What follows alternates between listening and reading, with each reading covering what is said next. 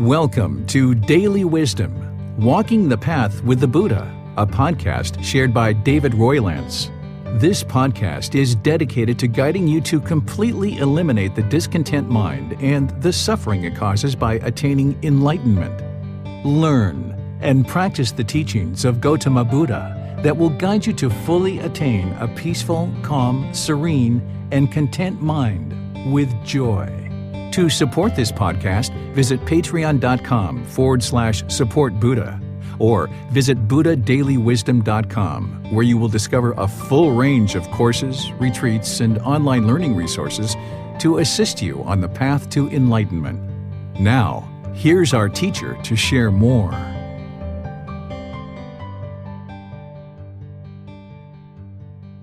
Sawadee-ka. Hello and welcome to Daily Wisdom, Walking the Path with the Buddha. Today is our Pali Canon and English study group, and we're going to be studying the words of the Buddha. We're finishing up this book today, which is titled Walking the Path with the Buddha. This is volume 2 of the book series because we just restarted the Pali Canon and English study group a few weeks ago, and we're finishing up with chapters 41 through 51. So we have 11 chapters to study today. And as you guys know that have been attending regularly, the way that I do this is I invite volunteers from Zoom to be able to read a chapter from the book.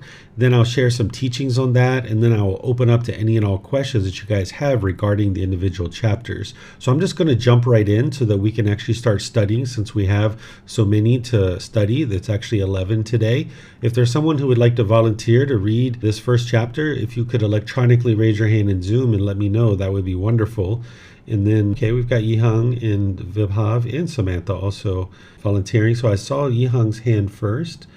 I think she put it down. Are you there, Yihang? Yeah, but I already unmuted myself. Okay, yeah, go for it. Yeah, I saw your hand first, then I saw Vibhav, and then I saw Samantha, so we can have you guys read the first 3. Okay, thank you.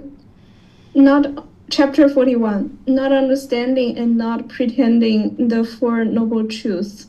Monks, it is because of not understanding and not penetrating the Four Noble Truths that you and I have roamed and wandered through this long course of the cycle of rebirth. What for? It is, monks, because of not understanding and not penetrating the noble truth of discontentedness that you and I have roamed and wandered through this long course of the cycle of rebirth. It is because of not understanding and not penetrating the noble truth of the cause of discontentedness that you and I have roamed and wandered through this long course of the cycle of rebirth.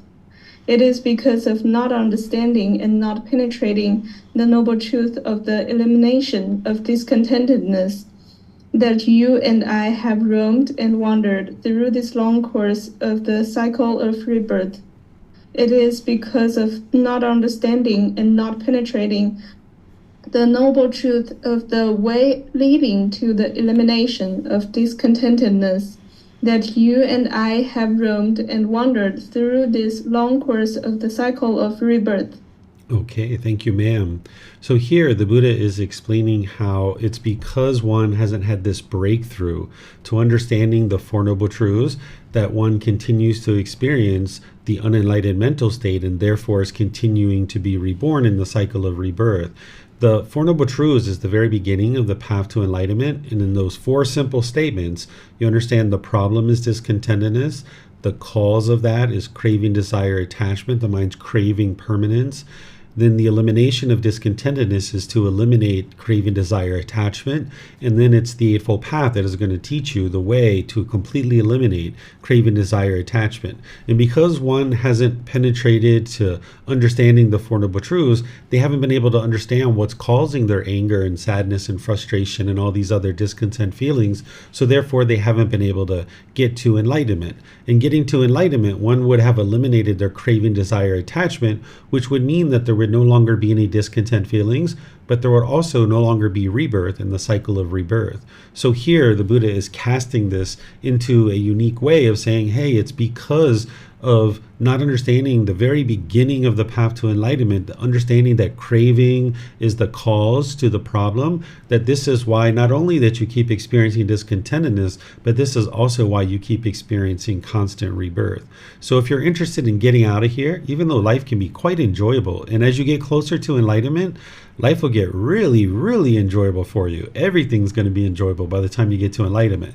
But in the unenlightened state, things can be quite miserable. And that can be motivation for us to get out of this whole cycle. It's almost like being trapped in an escape room, if you've ever done one of those escape rooms. And, there's all these clues of trying to figure out how to get out of here. And, some people really enjoy an escape room. I've never been to one, but people say they really enjoy it. Well, it might be fun to try to get out, but being stuck in a room for an exorbitant amount of time, that's no fun. And that's essentially what we've been doing, is we've been stuck in this cycle of rebirth for countless lives. And getting to enlightenment and training your mind, not only will you experience the peace and joy and all those other benefits of enlightenment, but you'll also escape the cycle of rebirth. And the Four Noble Truths is that very first step on the path to enlightenment. It's like the trail marker on the first part of the trail that explains to you kind of where you're headed on this journey. And then through penetrating that and through understanding it, that's what's going to help you to be able to really get moving forward on the path to enlightenment. So that's why the Buddha points to this over and over and over again. You'll see throughout his teachings, he's constantly pointing to the Four Noble Truths, because that's the beginning. And oftentimes people are confused about where to begin. But where you begin is with the Four Noble Truths. That's where you need to begin. And to begin there, you need to begin with the three universal truths, because that's going to help you to then understand the Four Noble Truths. Do you guys have any questions here on this one?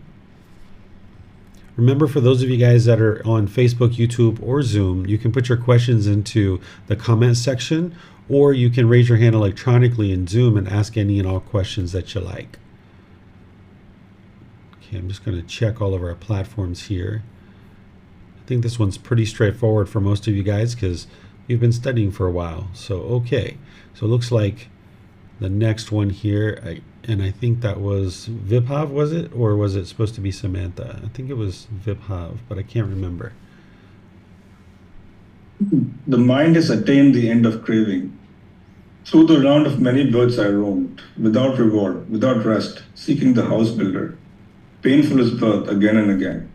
House builder, you are seeing, will not build a house again. All your rafters broken, the rich pole dismantled. Immersed in dismantling, the mind has attained to the end of craving. Okay, thank you, Vibhav. If you notice from the reference here, this one is referenced of DHP. And what that means is that it's from the Dhammapada.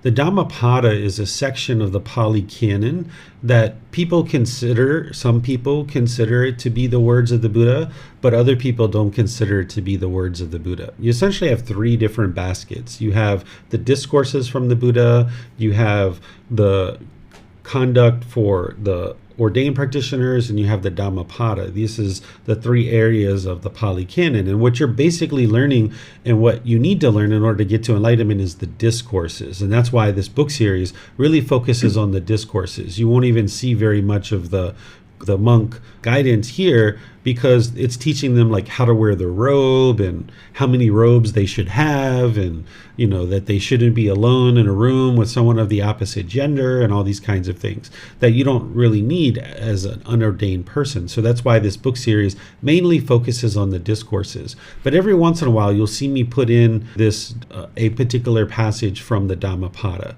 And what the Dhammapada is, and why some people don't consider it to be the words of the Buddha, me included, is that it's a scholarly work.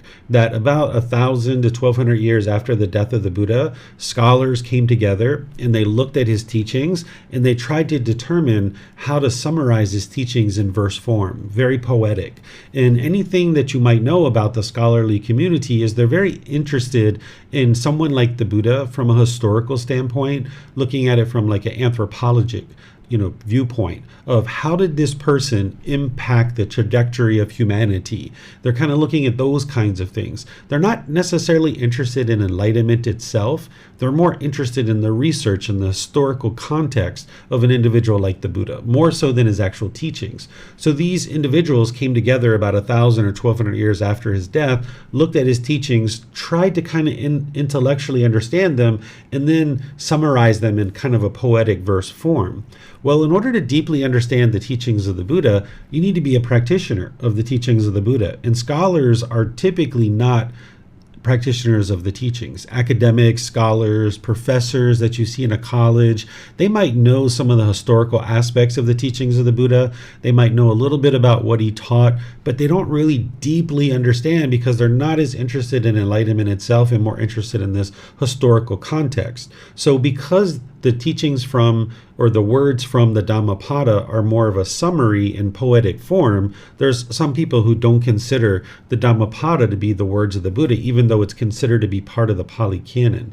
And I'm one of those people that I know that the Buddha didn't talk like this, because when you see his discourses, you can see that he didn't talk in poetry. And if you remember back to one of the chapters that we studied previously in this Pali Canon and English study group, is that he was talking about people who speak in poetry, and how there's not really a way to penetrate into that and to investigate it. And someone who speaks that way is more speaking with conceited talk, and this is a conceited community rather than an community that's interested in investigation. But every once in a while, there is a particular section from the Dhammapada that is kind of interesting to look at, because they are hitting the teachings right on the head, and it's a little bit in a poetic format. So these are kind of included here for you to be able to see that, because it can kind of bring home some of the teachings and help you understand them in a little bit of a different way. And here's what I mean by that. What this particular passage is talking about is saying, through the round of many rebirths I roamed, right? So through the cycle of rebirth, I've roamed and roamed and roamed, and there was no reward and there was no rest. Right? This is essentially what we experience when we're stuck in the cycle of rebirth with craving, desire, attachment. It's just like go, go, go, go, go, go, go, go, go, go all the time. And there's almost no rest. And there's no reward either, because those pleasant feelings you get are ultimately temporary. You can't keep it. And it fades away and leaves you in these painful feelings. And the reason why is because the mind is seeking the house builder, meaning the mind is craving for existence. It's craving to be in this world and picking up these 5 aggregates. It's seeking this house builder. Then the Buddha says, painful is birth again and again. Well, not the Buddha, but these, scholars that are interpreting the teachings of the Buddha are saying painful is birth again and again and again. And we know that to be true because if you've ever delivered a baby, or you've been around beings that have delivered babies, or you know about people that are delivering babies, there's nothing that is, unpainful about delivering birth, right? Like when a woman is delivering a baby, it's very, very, very painful for her. And also the baby too, the baby comes out crying. It doesn't come out laughing, right? It comes out crying because it's painful. So the Buddha's saying here, if this is an accurate interpretation, that yes, it's very painful to experience birth. Then here it's saying, house builder, you're seen, meaning I see you craving, desire, attachment. I see what you're doing. I see you keep picking up these 5 aggregates and you keep coming into this world over and over and over again. You will not build a house again, meaning you're not going to come back into this world again and continue to have existence over and over and over again. All your rafters broken, the ridge pole dismantled, meaning I've completely destroyed craving, desire, attachment, and now you can't come back into the world because I've been immersed in this dismantling. I've been immersed in this elimination of craving, desire, attachment, and getting rid of this out of the mind.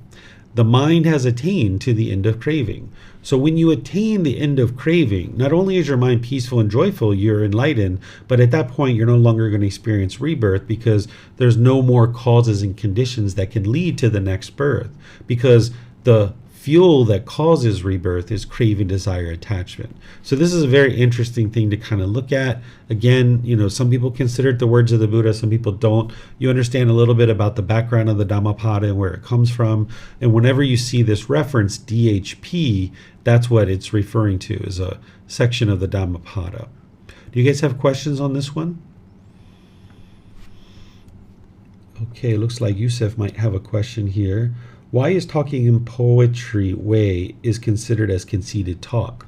When it comes to the teachings of the Buddha considers it to be conceited talk, not just in general if you're generally having poetry, but when it comes to understanding the path to enlightenment, if somebody was just speaking in poetic form, that doesn't really give you anything tangible to be able to learn, examine, investigate, to reflect on of whether it's true or false, and then to practice it. Right here, if you just read this, there's nothing to really independently verify, to reflect on, to independently verify, and then to practice. But if you look at the discourses of the Buddha, you can do that. You can examine them, you can reflect on them to verify them, and you can practice them. So the Buddha teaches about how during his lifetime there was individuals who were just speaking in poetic form, and it's really easy for the ears, and this is one of the reasons why people are drawn to that kind of thing. But a community that's trained in investigation, not in conceited talk, you won't see necessarily a big plethora of people in that community, because it's only a rare individual that's willing to do the work to really investigate the teachings, to reflect on them, to independently verify them and practice them. This is why you don't see like 5 million people on a YouTube channel where somebody's sharing the original words of the Buddha, because it's not so many people that are really interested in deeply diving in and truly doing the work to roll up the sleeves and understand what it takes to get to enlightenment, because it's a lot of work for the mind to do that. But hey, you put out these teachings that kind of sound good, give you that warm fuzzy inside, a little bit of poetry that's easy on the ears. Yeah, you'll see, many, many millions of people out there that might be interested in that. But that's not actually what's going to lead to your enlightenment. It's doing the work to investigate the teachings. So that's what it means to be teaching with conceited talk, where it's just poetry. You're not just investigating the teachings and verifying them and then practicing them. Okay, it looks like Vibhav, you have a question. Go ahead, sir. So I have actually two questions. One is there is another reference, I think chapter 36, which is reference UD. Is it like Udana Nikaya or? I don't think so. It's just the DHP that is the Dhammapada. Okay. All right. So and then I also think I also read that the Dhammapada is kind of used as the most important text in some places. A lot of people are focused on the Dhammapada and not on the other texts as a way to learn about Buddha's teachings. That's the perspective of some people, but that's to their detriment. If you were to consider the Dhammapada, the words of the Buddha, and you focused exclusively on that, or even a significant portion of your time on that, I can easily say you'll never get to enlightenment. It's the discourses that are going to lead to cultivating the wisdom that you need to get to enlightenment. There's a lot of people who look to the Dhammapada and put it as something significant, but that's because it's easy on the ears, and they're not being trained in investigation. They're being trained in conceited talk, and they hear this poetic stuff and it's like, oh wow, that sounds very poetic. And there's some people who think it's the words of the Buddha. They don't understand the history behind the Dhammapada, that it was written by scholars. They don't realize that it's not the original words of the Buddha. So the Dhammapada is like an interpretation of the teachings. So what you would have to do if you're reading the Dhammapada is you're reading an interpretation. You're reading somebody else's views on what the teachings are. And then you're having to interpret that poetry to be able to understand it yourself. So now it's like an interpretation of an interpretation. And what I suggest that students do is instead just go right to the source. Just go to the discourses. Because what the Dhammapada is doing is it's looking at the discourses and then interpreting them in poetic format. So rather than read an interpretation of the discourses, just go straight to the discourses, and that's where you're going to get the details of what it takes to get to enlightenment. Thank you. Mm-hmm. You're welcome. It looks like Helena has a question as well. Go ahead, ma'am. Hi. Okay, so many people who believe in reincarnation, not rebirth, reincarnation, think that there is between reincarnations like a period of rest and maybe even planning the reincarnation ahead, choosing it, selecting. And how do we know that it's not true? How do we know that between rebirths there's barley and rest?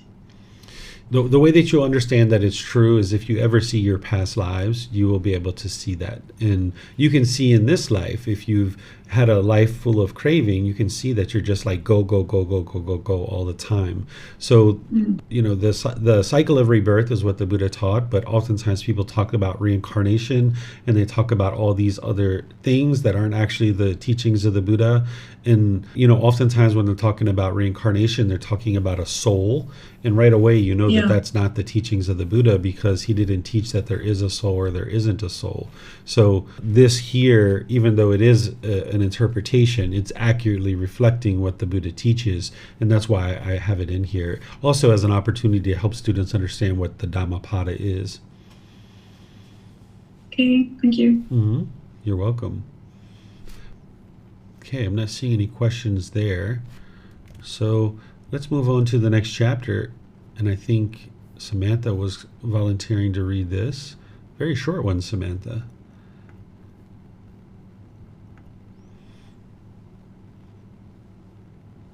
In this fathom-long body, I say, friend, that by traveling one cannot know, see, or reach that end of the world where one is not born, does not grow old and die, does not pass away and get reborn. Yet I say that without having reached the end of the world, there is no making an end of discontentedness. It is in this fathom-long body endowed with perception and mind that I proclaim the world, the origin of the world, the elimination of the world, and the way leading to the elimination of the world. Okay, thank you very much. So here, the Buddha is saying that, that by traveling, one cannot know, see, or reach the end of the world where one is not born. What he's saying is, by being in the cycle of rebirth, you can't know the ending of the cycle of rebirth and how to escape it, because you're still in the cycle of rebirth. So through traveling through the cycle of rebirth, you can't know, see, or reach the end of the cycle of rebirth where one is not born. You wouldn't know that. Where one does not grow old, one does not die, one does not pass away and get reborn. You wouldn't know that if you were actually in the cycle of rebirth. It's not until you get out of the cycle of rebirth and having done that work that you know that answer and you know what it means. He says, yet I say that without having reached the end of the world, there is no making an end to discontentedness. So without getting outside the cycle of rebirth, you can't end discontentedness, because these two things are occurring at the exact same time. As you eliminate craving, desire, attachment, and you ultimately get to enlightenment, at that exact same time, you've escaped the cycle of rebirth. So that's what the Buddha is talking about here, that this is how you accomplish that by getting out of the cycle of rebirth, you are eliminating discontentedness. So he's just kind of wording that a little bit different. Now he's saying in this fathom-long body, what fathom-long means is fathom is a measurement that they used, a unit of measurement, and this was about 1.8 meters, which is about 6 feet. So we know that the Buddha was about 6 feet tall based on this description. So he's saying, essentially, in this 6 feet long body endowed with perception and mind, he proclaims the world, the origin of the world, the elimination of it, and the way leading to the elimination of it. He's essentially pointing to the Four Noble Truths again, and he's saying, okay, I've shared what it takes to be able to escape this cycle of rebirth and how to get out of this cycle of rebirth. That's what he's talking about here. He's not talking about the elimination of humanity or the elimination of the earth. He's using the word world here because he oftentimes refers to the realms as a world. He refers to these 5 realms as a world, and then he refers to like your next rebirth. He refers to it sometimes as the next world, right? And that's what he's kind of referring to it as. Like each existence, you're existing in the world. And to escape this world of the cycle of rebirth, you need to be able to get out of the cycle of rebirth, end the mind's discontentedness through eliminating craving, desire, attachment.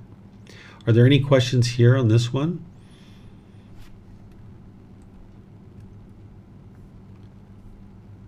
Okay, I'm not seeing any questions anywhere. So let's go to the next one then. The next one is chapter 44. Is there someone who would like to read this one? This one is about the Buddha getting old. Okay, Vibhav, go ahead, sir. The perfectly enlightened one's complexion is no longer pure and bright. The limbs are all flaccid and wrinkled. Then the Venerable Ananda approached the perfectly enlightened one. Having approached and paid homage, respect, while massaging the perfectly enlightened one's limbs, he said to him, "It is wonderful, Venerable Sir. It is amazing, Venerable Sir. The perfectly enlightened one's complexion is no longer pure and bright. His limbs are all flaccid, soft and hanging loosely, and wrinkled. His body is stooped, and some alteration is seen in his sense spaces. In the eye sense space, the ear sense space, the nose sense space, the tongue sense space, the body sense space. So it is Ananda. In youth, one is subject to aging. The health, one is subject to illness. While alive, one is subject to death. The complexion is no longer pure and bright. The limbs are all flaccid and wrinkled. The body is stooped, and some alteration is seen in the sense spaces.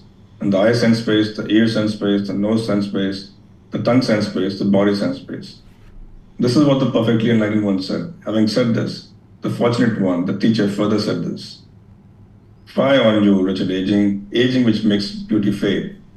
So much has the charming puppet been crushed beneath advancing age. One who might live 100 years also has death as destination. Death spares none along the way, but comes crushing everything." Okay, thank you, Vibhav. So here, this is one of the Buddha's students, Ananda, going to the Buddha and kind of making an observation about his physical body as he's getting close to death. Because here, this is when he's old, but you're going to see here in a moment that we're going to study his final words when he's actually getting closer and closer to death. Here, his student is noticing that there's been this deterioration of his sense bases, that his eyes, ears, nose, tongue, and body are no longer functioning in the same way that they once were. Remember, there's 6 sense bases, so they're leaving out the mind sense base. And the Buddha does the same thing when he's confirming, yes, there is a deterioration of the eyes, ears, nose, tongue, body, and mind. But notice he's not talking about any deterioration of the mind. When you see the words of the Buddha, when he's actually getting close to death, you can see his mind is just as sharp, just as focused, just as concentrated, just as wise at any other time during his life once he got to enlightenment from the age of 35 to 80. Oftentimes we associate old age with deterioration of mental faculties. And that's because oftentimes the examples that we have around us is that maybe our parents or our grandparents, as they age, maybe their mind deteriorated. And that is true for an unenlightened being. Someone who hasn't actually trained their mind, you'll see a deterioration of the mind. But for someone who's actually trained their mind, you won't see that deterioration. As you're training the mind, and you're getting to this enlightened mental state, it's a permanent mental state. Your mind will never regress backwards. So while you might not be able to see as well, hear as well, smell as well, you won't have the same taste and the body won't have the same sensations, the capacity of your mind and the sharpness and crispness of your mind, having trained it on the path to enlightenment, that won't fade all throughout your life, even as you get older. So you don't have to be old and grumpy or old and having a deteriorating mind, because that's typically what people associate with old age. You can actually be old and cheerful, old and joyful, and you can also be old and concentrated and focused and have deep wisdom as well. It all depends on the choices and decisions that you make in your life. The things that the Buddha talked about in terms of this regard here and in other places, he talks about training the mind, and he even talks about how the mind won't regress backwards once you get to a certain point in your training. This is all being confirmed in modern research. We see that doctors and scientists and researchers are studying the brain because we're training the mind, which is intangible and non-physical. But when we're doing that, it has an effect to the brain, and the physical structures of the brain are changing. And we can see this through MRIs and CAT scans and other devices, which the Buddha couldn't see during his lifetime, but he knew the results because he was experiencing it himself, and his students were experiencing this too. So now we're confirming through medical technology that when one is training the mind, there's changes to the brain. And once you get to a certain point with those changes, the brain never goes back to the way it was. So things like Alzheimer's or dementia or things like this that we tend to associate with old age, you can actually eliminate that, the potential of that to ever be experienced within your own mind, within your own brain, by training your mind and uprooting these pollutions, getting your brain to change in this positive direction, that once you get to that point, the brain will never go back to the way it once was. And this is one of the other benefits of having gotten to enlightenment. And even if you fall short of enlightenment, there's still physical changes that are occurring as you're making your way through the jhanas and into the 4 stages of enlightenment. Even that first, second, and third stage of enlightenment, there's physical structures of the brain are changing as you're going through that. We'll actually get to a point during this generation where we'll have enough enlightened beings and we have the medical technology that we're going to be able to look at brains and be able to tell what an enlightened brain looks like. And that's going to happen in this generation where we didn't have that ability in the past. So this is something that's very interesting to look at, and it's very encouraging for you to know that any training that you put forth, that your mind's not going to deteriorate if you continue with your training. Now, if you get complacent and say you're short of the first stage of enlightenment, your mind can deteriorate, your brain can deteriorate and go backwards and regress. But once you get to that first stage of enlightenment, your mind won't decline from there. It won't regress, and you can continue to progress from that point forward. And this is one of the very encouraging things about doing this work. It's a permanent solution. That, yeah, it's a struggle, it's a challenge. While it's not easy to get to enlightenment, it's not difficult either, but all that work that you're putting in, it is a permanent solution that once your mind gets to that point, it won't regress backwards. And then here down towards the bottom, you can see the Buddha talking about how death spares no one, right? Including a Buddha. As you're going to see here in a minute, he talks about his own death, right? That's the one thing that we all are going to experience. Everything in life is optional, but we all are going to experience death. We don't have a choice in that matter. We will experience death. But if we get to enlightenment, then at that point, we're not experiencing death. We're experiencing what's called final enlightenment. And I'm going to explain to you guys what that is in the next chapter, I think it is, where the Buddha talks about his final enlightenment. So you can escape death by attaining enlightenment, and then on your last existence, when there's death, then the physical body is dying, but you'll see what I talk about when we talk about final enlightenment and what's actually occurring there. So if you guys have questions on this chapter, let me know. I'll be pleased to help you. Remember, you can put that into Facebook, YouTube, or Zoom, or you can raise your hand in Zoom and ask any questions that you like.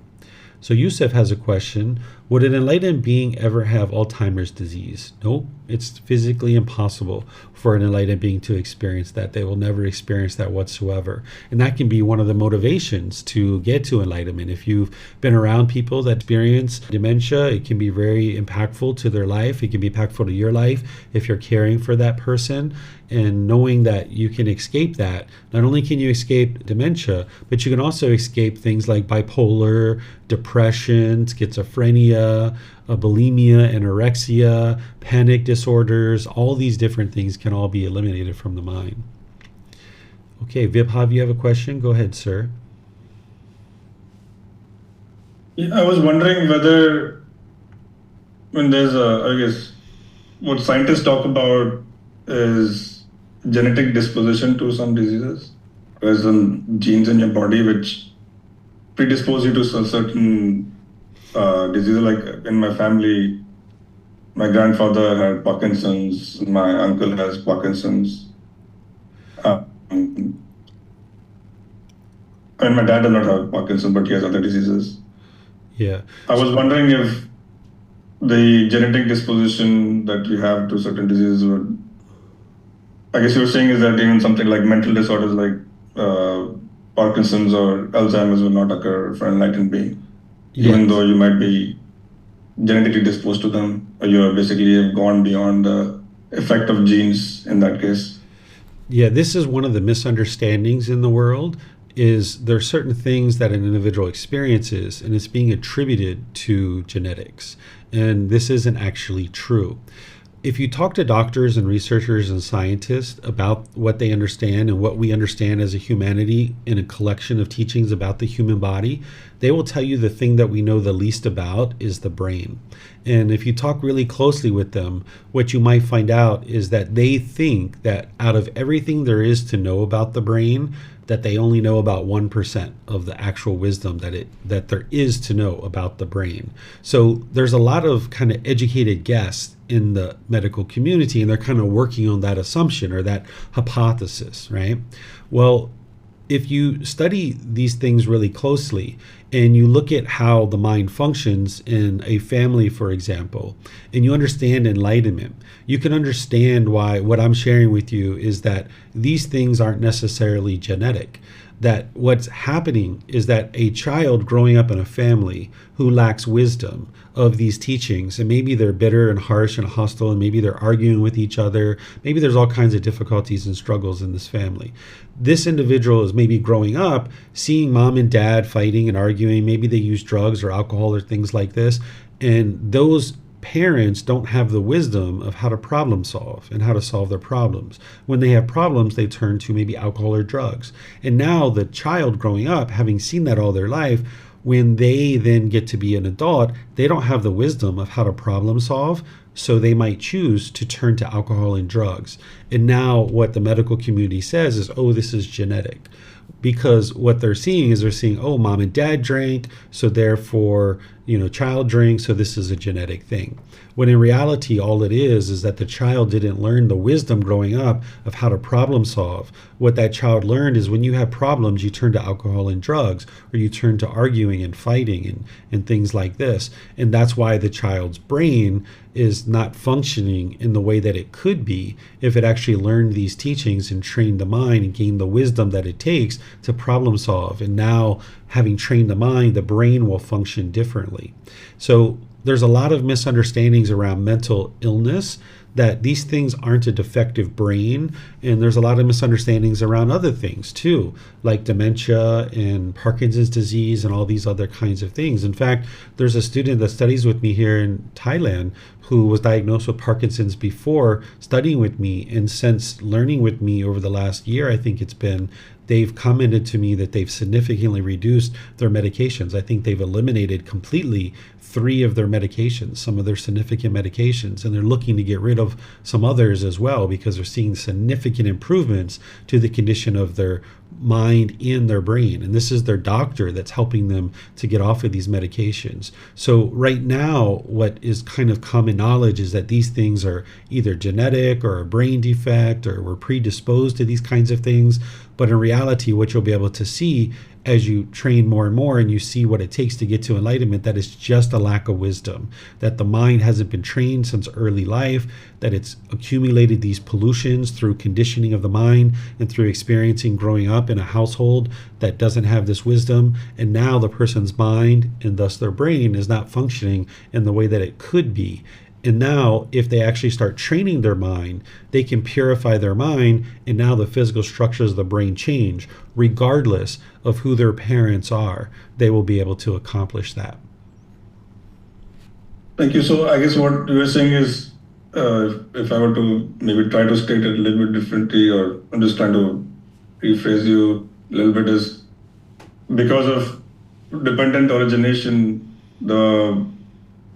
the consciousness, like the person has been born into a family which may have all these predisposed conditions, but by training the mind and following the path, he'll be able to, and trying to get out of that, the conditions that have he's been born into, and he can basically get out of that and then not be, and be enlightened, not be reborn. I guess that's what you're trying to say.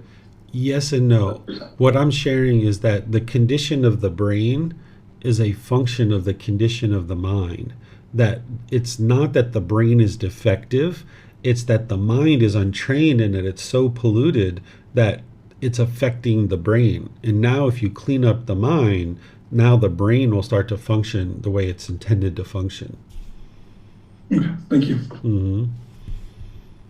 I don't see any other questions, but let me just check Facebook and YouTube. Okay, I don't see any questions there either. So let's move to the next one, which this is the last words of the Buddha. Go ahead, Yusuf. The Tathagata's final blessing. Monks, for this reason, those matters which I have discovered and proclaimed should be thoroughly learned by you, practiced, developed, and cultivated, so that this holy life may endure for a long time, that it may be for the benefit and peacefulness of the multitude, many people, out of compassion for the world. for the benefit and peacefulness of heavenly beings and humans. And what are those matters? They are the four foundation of mindfulness, the four right efforts, the four bases of mental power, the five spiritual facilities, the five mental powers, the seven factors of enlightenment, the noble eightfold path. And now, monks, I declare to you, all conditioned things are of a nature to decay, strive on unceremoniously. The Tathagata's final passing will not be long delayed. 3 months from now, the Tathagata will take his final nibbana, final enlightenment. Ripe I am in years, my life span determined. Now I go from you, having made myself my refuge. Monks, be untired, mindful, disciplined, guarding your mind with well-collected thoughts. He who tirelessly keeps to the guidance and teachings, leaving birth behind, will put an end to sorrow and despair. Thank you. Okay, thank you, sir. So this first section that we have here, this is actually the Buddha informing his students about 3 months before he's going to die that he's going to die. This is how enlightened he is, that he knew exactly when he was going to die, and he could see that point in the future. And he wisely gave his students a heads up, because if there was anybody who was attached to him, they could slowly let that go over the next 3 months. So this first section here that we have, this is him giving his students a heads up, where the last part is actually his final words. And what he's saying here is he's saying, okay, I've proclaimed what it takes for you to get to enlightenment, and I taught you what it takes to be able to escape this cycle of rebirth and get to this peaceful and joyful mental state. So if you're interested in keeping these teachings very clear in the world and be accessible to many others, this is what you should actually practice. So this is him giving his guidance about what you should practice as the core central teachings of the Buddha. He says the 4 foundations of mindfulness, the 4 right efforts, the 4 bases of mental power, the 5 spiritual faculties, the 5 mental powers, the 7 factors of enlightenment, and the noble eightfold path. These are the core central teachings according to the Buddha. And these are all things that you're going to be learning throughout all the various programs and courses and retreats that I share. Oftentimes what the Buddha does in his discourses is he leaves the most important thing for last. You'll see this throughout his discourses, that as he talks, if he gives out a list of things, he will oftentimes leave the most important thing for last. It's the Eightfold Path that is the core central teaching that is consolidating all the other teachings. So that's where an individual really needs to start. There's some people who spend 6 months, a year even, just thoroughly learning and practicing the Eightfold Path. You need to know that inside and out. And the 4 foundations of mindfulness and the 4 right efforts are actually part of the Eightfold Path, but the Buddha's highlighting those as something to be able to understand. And then he finally says, okay, I declare to you, all conditioned things are in nature to decay. What he's saying here is that even him, as a Buddha, is impermanent. He's saying everything that's conditioned are of a nature to decay, meaning they arise, they change, and they fade away. And even the Buddha, having been born, he changed and then he faded away. He died, right? Just like every other being. And now that he's dying, he's saying, strive on untiringly. Because in order to get to enlightenment, it takes a certain amount of dedication and diligence. And you're going to need to bring that through your journey, right? There's certain struggles that you'll experience along the path. And as you're striving, you're going to need to do this untiringly, because sometimes it does get tired.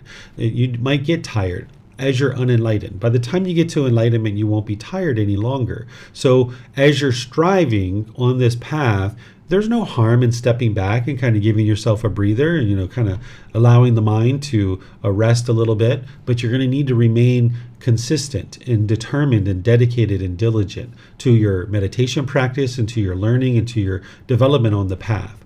Oftentimes the Buddha is referring to himself as the Tathagata. This is how he would oftentimes refer to himself. He rarely referred to himself as a Buddha.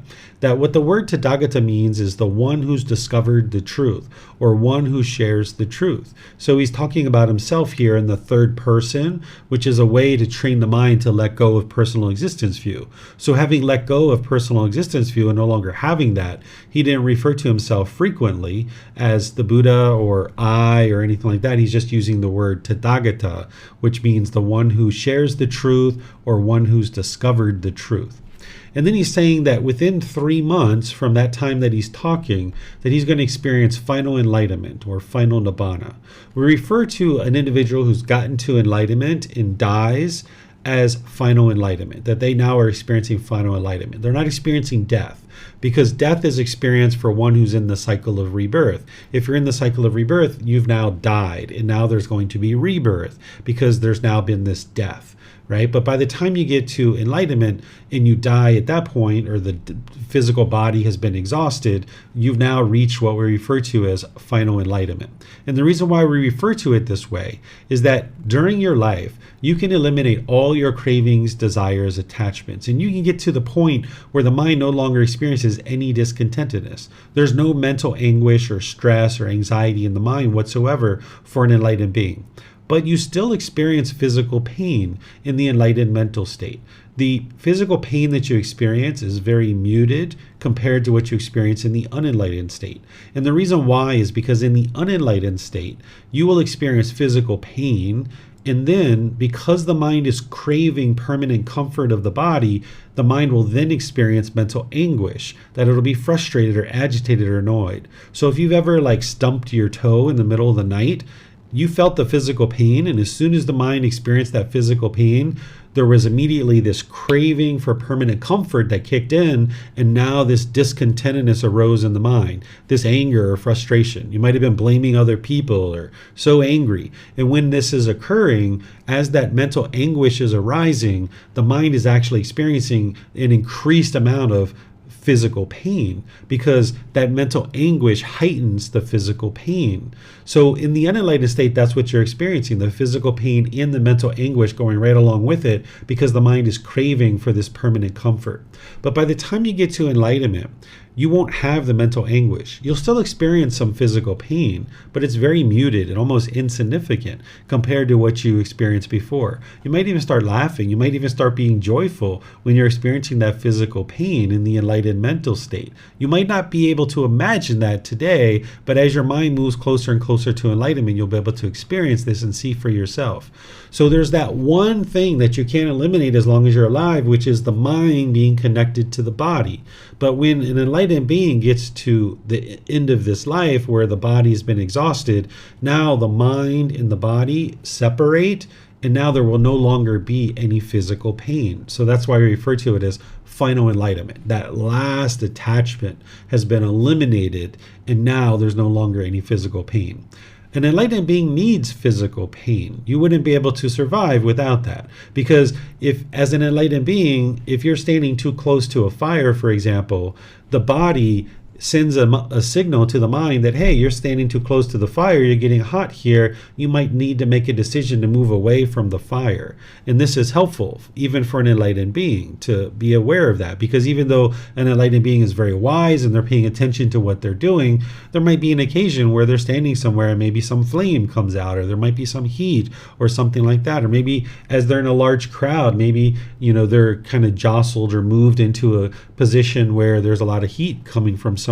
So you need that little bit of physical pain just to kind of alert the mind that, hey, there's something going on here. You should take corrective action. So if you're sitting in meditation, for example, and you feel a little bit of pain in the hip, you need to know that so you can take changes, because that's the mind's way of being alerted that, hey, you need to take some action here. So it's at the time of death for an individual who's gotten to enlightenment, or what we would typically call death, that this separation of the body and mind is occurring, and now the individual has attained final enlightenment. Here, the Buddha is also talking about striving on untiringly. He's talking about some other things as well, how he was his own refuge, meaning his own protection. He was protecting his own mind through training his mind. As I mentioned, getting to enlightenment, you're going to need determination and dedication. So you're going to need to continue to pursue. And there's going to be times where you need to step back and relax a little bit, digest maybe a retreat that you've taken in or a certain learning program. You're going to need to digest that. but nonetheless, you keep with your meditation practice and you keep moving forward. You're going to need to practice mindfulness in order to get to enlightenment, where you're aware of the mind, you're consciously aware of the mind, and that you have discipline of the mind. This is where you have control of the mind.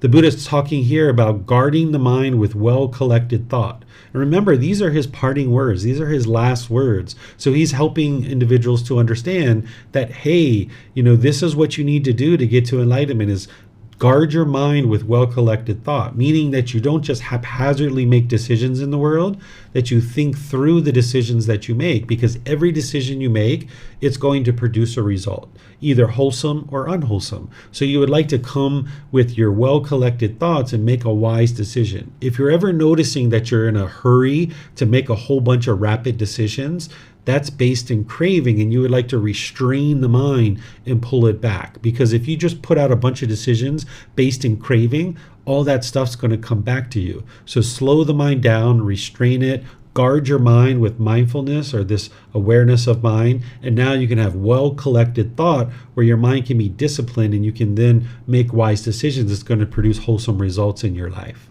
And then he says, he who tirelessly keeps to the guidance of the teachings, leaving birth behind, will put an end to sorrow and despair.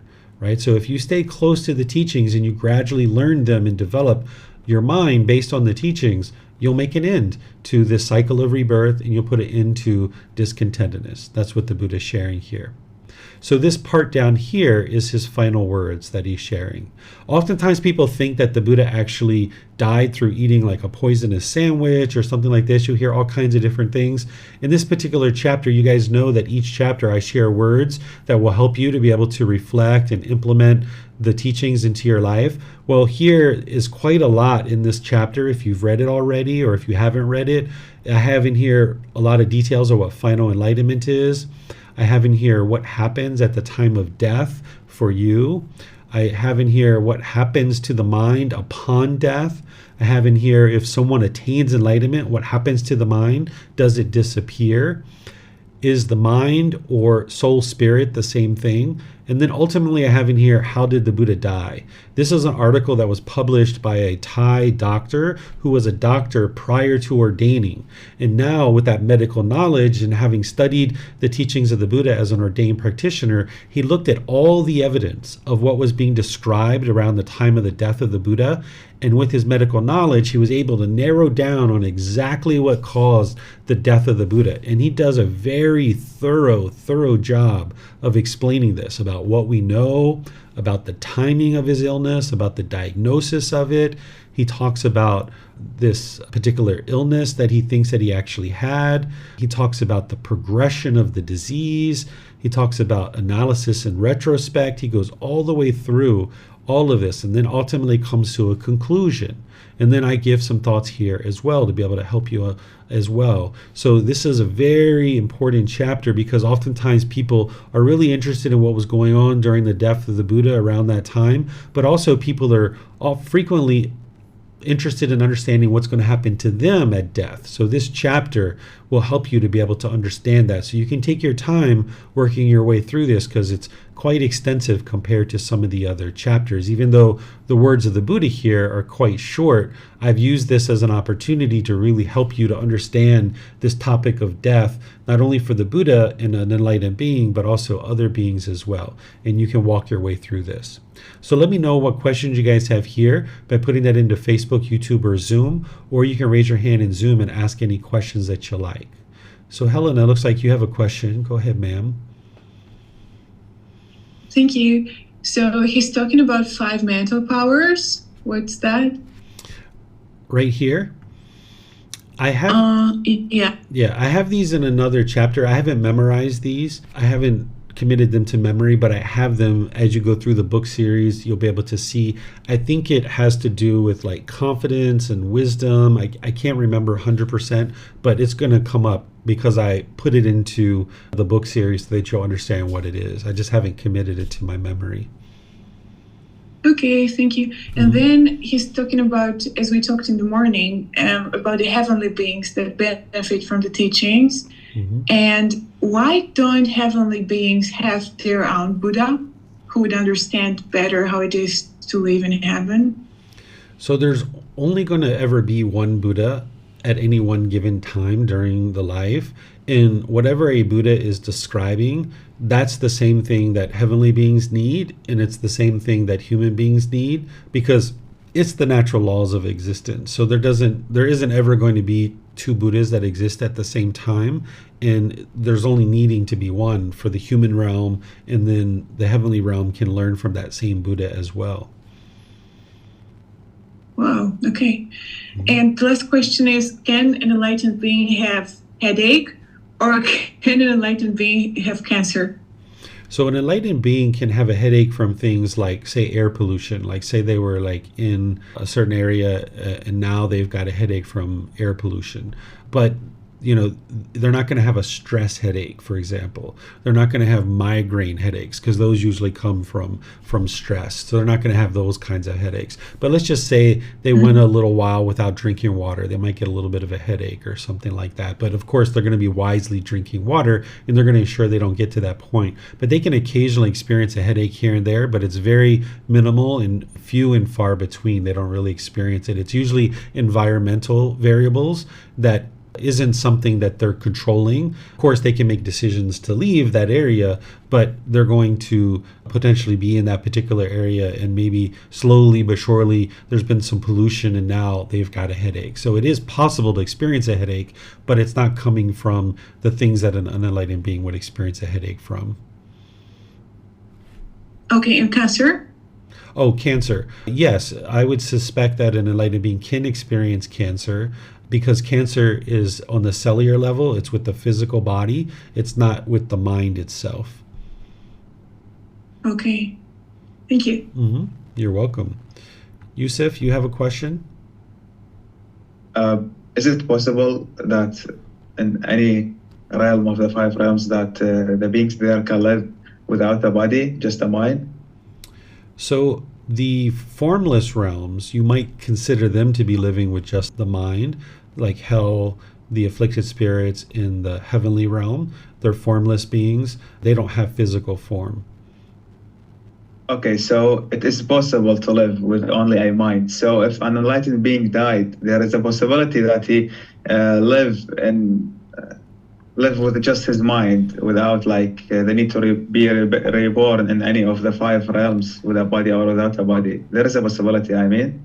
This is an undeclared teaching that the Buddha didn't declare whether that's true or false. He just left it as an undeclared teaching. And it's best for you to think of it that way as well, because if there was this idea that there was potentially some existence after enlightenment, the mind could potentially be craving that in the unenlightened state, and therefore you'll never get to enlightenment. So it's best to just always understand that what happens to an enlightened being after death, in terms of whether there is or isn't an existence, that it's better to just leave that as an undeclared teaching. We know with 100% certainty that an enlightened being isn't in the cycle of rebirth anymore, but whether there is some kind of existence after that, that's an undeclared teaching, and it's best to always think of it that way, because that'll ensure that you don't have any craving for any future existence. Because by the time you get to enlightenment, you need to be peaceful and joyful and content in the present moment. But if the mind is still longing, yearning for this afterlife, then it's very challenging for the mind to let go of that craving.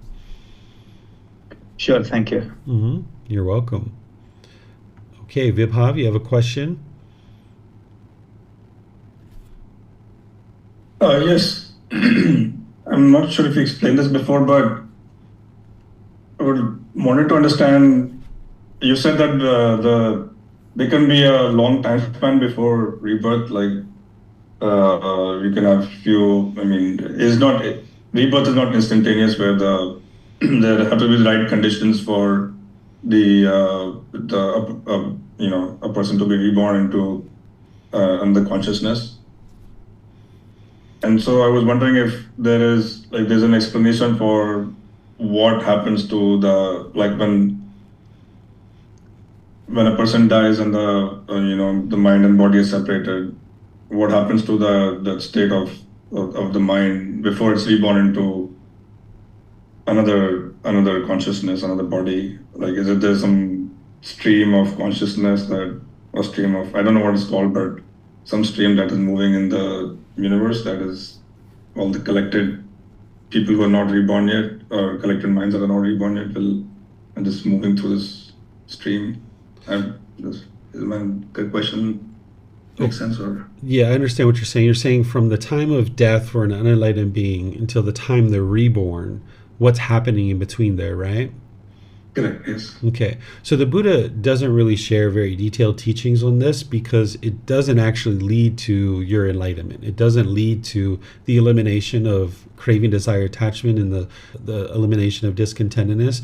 I do remember one discourse where he was kind of alluding to a couple of things, but it's not really clear. And it's not one of those teachings that you actually need in order to be able to get to enlightenment. But there is something that's happening in between there, and we just don't have 100% insight into what that is.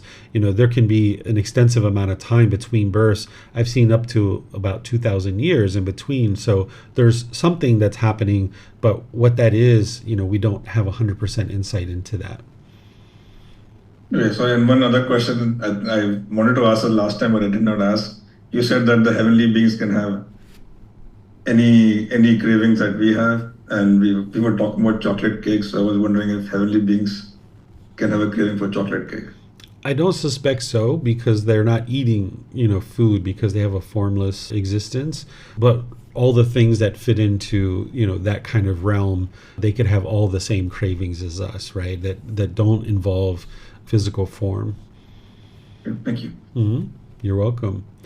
All right, Julie, you have a question? Yes. Were you showing something on the screen earlier that's not in the book? You were talking about a doctor's article or something. It's actually in the book. For this chapter 45 and all the other chapters too, I have text below the words of the Buddha. And if you read through that, by the time you get down here towards the end, there's an article that I've inserted in here that is from a doctor, which is how the Buddha died. Yeah, that's what I couldn't find. So what page is that then? Do you have a printed version or do you have an electronic one? Okay, if you have a printed version, this is something that I've added, I would say, in the last 3, maybe 4 months. So it might not be in the printed version that you're looking at. But all the new ones, it'll be in there. I couldn't find it anywhere. And I thought I saw like a page 151 or something, and mine doesn't show that. Did you purchase that a few months ago? Last week. Oh, last week? No, last week. Oh, okay. I better. No, wait a minute. No. Right at the start of this course, at the when we started this book. Okay, so I need to update this and make sure. Okay, yeah. I need to update the Amazon and make sure that this is up there because I've added this several months ago. So yeah, so I just ordered this like right before we started going on this book. Okay, thank you for letting me know that, Julie. I will update the book. And then if you would like to see this, you can download it because it's online and you'll be able to see it there. Okay. Great. I just thought I was kind of losing. No, just some impermanence, Julie. That's it. Okay. So Chris is asking a question. If I start to get stressed, I notice that listening to your podcast helps my mind remain at ease, return to ease, or at least become more at ease. Is this wise, and is it part of guarding my mind with well-collected thought? Yeah, you can use those kinds of things, but you just got to be sure that your mind doesn't get attached to it, Chris, that if you're dependent on listening to a podcast in order to get to a more comfortable state, this is the mind having craving, and now it's experiencing a conditioned feeling. So while you might use that for certain periods of time, you're going to ultimately need to get to the point where you can eliminate whatever craving, desire, attachment is causing your stress, so that then you can eliminate the stress. The listening to the podcast isn't what's eliminating the stress. What's helping you is that your mind is being redirected away from whatever you're craving, and that's why the stress is being reduced. So you need to look inward and see what the cravings are so that you can then eliminate those, and that's what's going to eliminate your stress. Samantha's asking a question. She says, the explanation of this chapter says, cremation hastens the breakdown of the body, logical. Does this have any effect on rebirth or not, since body is separate from mind? Yeah, it doesn't have any effect because they're two separate things, and by the time the cremation happens, the mind's long gone. So choosing to cremate the body doesn't have any effect to rebirth whatsoever. And also, those decisions are typically being made by people afterwards, unless the person's made the decision before they died.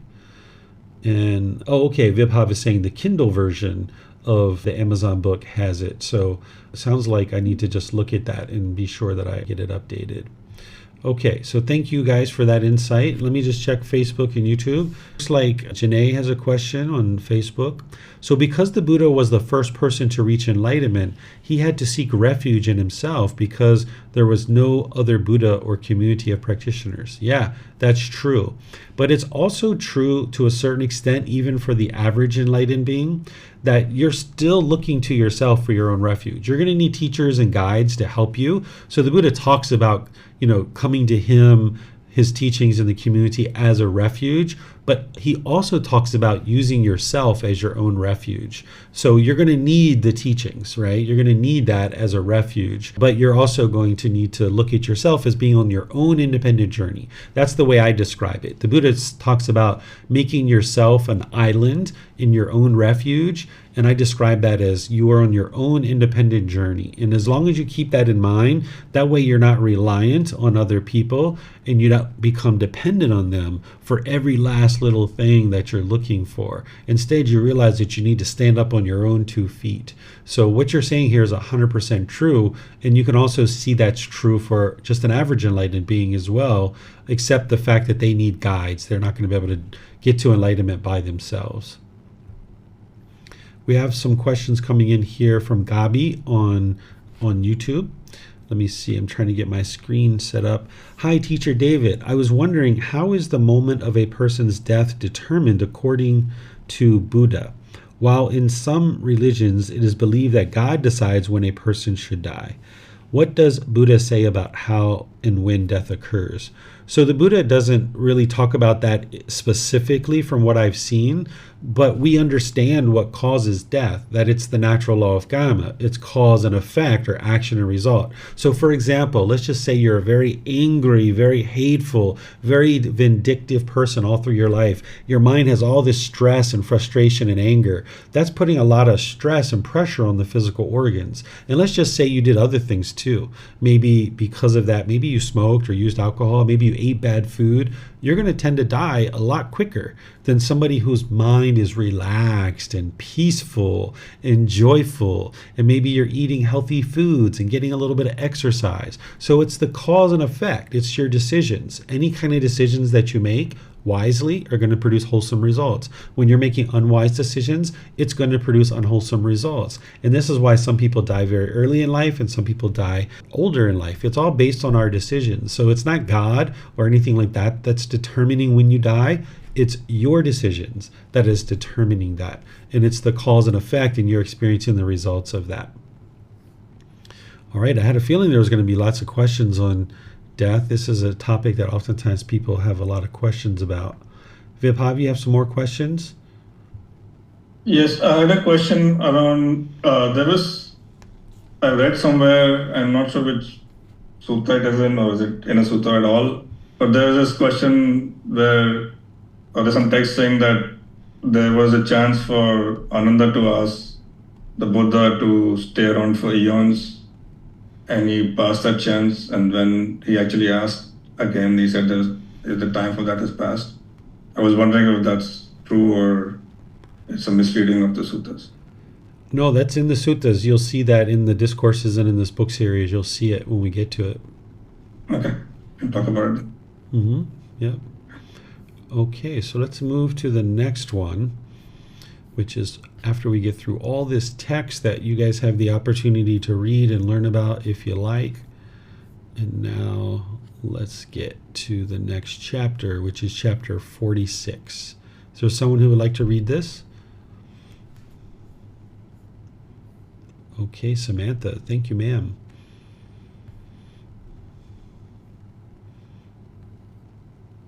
One who sees the teaching sees me.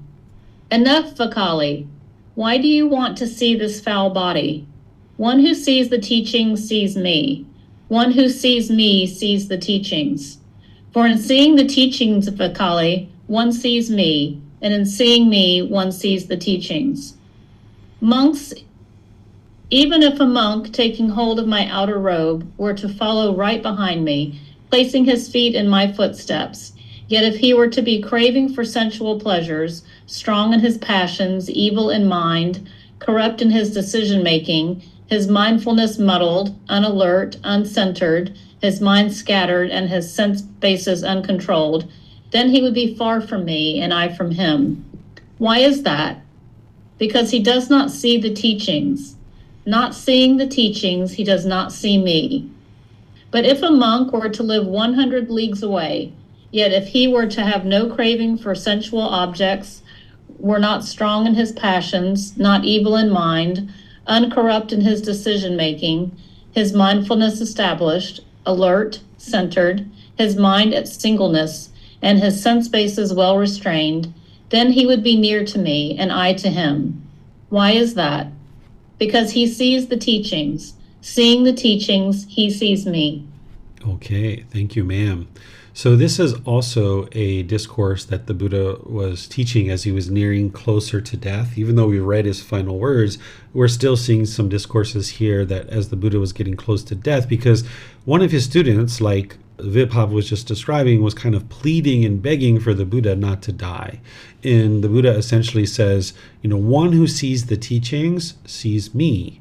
One who sees me sees the teachings. What he's saying is that if you've learned the teachings well enough and you've studied them close enough, then when you look around the world, you're going to see the Buddha everywhere around you. Because if you've learned the universal truth of impermanence and you look around the world, you're going to see impermanence everywhere. If you've learned that craving, desire, attachment is what causes discontentedness, when you look around the world, you're going to see countless beings experiencing discontentedness based in their own cravings, desires, attachments. If you understand the universal truth of non-self, you're going to see people constantly getting angry or upset or frustrated or even pleasant feelings based on the personal existence view. And we could just go on and on and on and on and on about how the mind functions in terms of the mindfulness and concentration and the 5 precepts, and how making those decisions wisely or unwisely will produce wholesome or unwholesome results. The more you understand the teachings of the Buddha and you look around the world, you're going to see his teachings everywhere, because he's describing the natural laws of existence to you. And if you know those teachings, you will see him everywhere. But also, one who sees me sees the teachings. What he's meaning here is that he's a living, breathing, walking example of his teachings.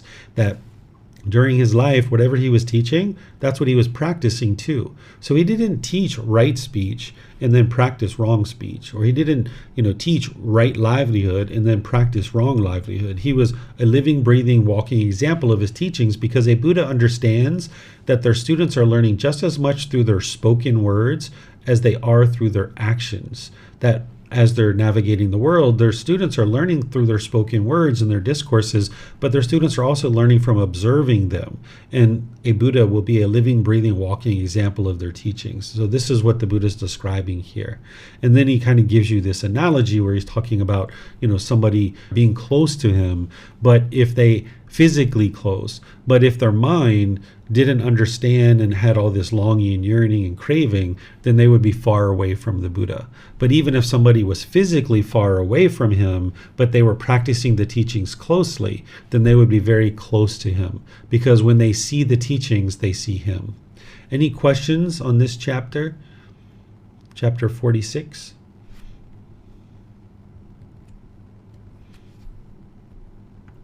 Okay, I'm not seeing any questions anywhere, so I'm going to move on to the next one, which is 47. So someone who would like to read this one? Okay, it looks like Keely would like to read. Go ahead, ma'am.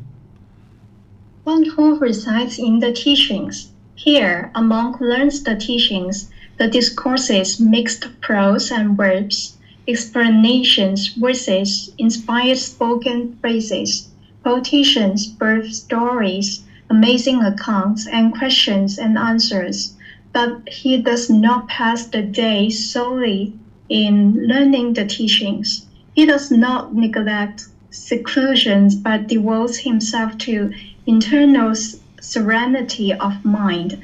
It is in this way that a monk is one who resides in the teachings. Thus, monk, I have taught the one absorbed in learning, the one absorbed in communication, the one absorbed in recitation, the one absorbed in thought, and the one who resides in the teachings. Whatever should be done, monks, by a compassionate teacher, out of compassion for his disciples, aspiring for their welfare that I have done for you. These are the feet of trees. Monks, these are empty huts. Meditate, monks, do not be complacent, lest you regret it later. This is my instruction to you. That's all. Thank you. Okay, thank you, ma'am. So during the lifetime of the Buddha, in order to be able to get to enlightenment, you would need to have learned the teachings and committed them to your memory 100%. That's the only way that they had to be able to practice the teachings, because they didn't have written words. The technology to write things down existed in China, but it didn't exist in that region of the world. So they would use chanting as a way to commit the teachings to memory. They would recite the words of the Buddha word for word for word for word every 2 weeks, and that's how they were able to remember them.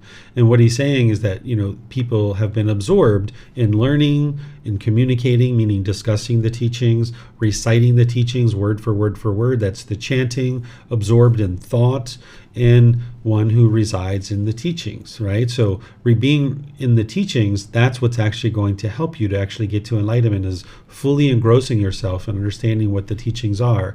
And then along with that, you're going to also need to meditate as well.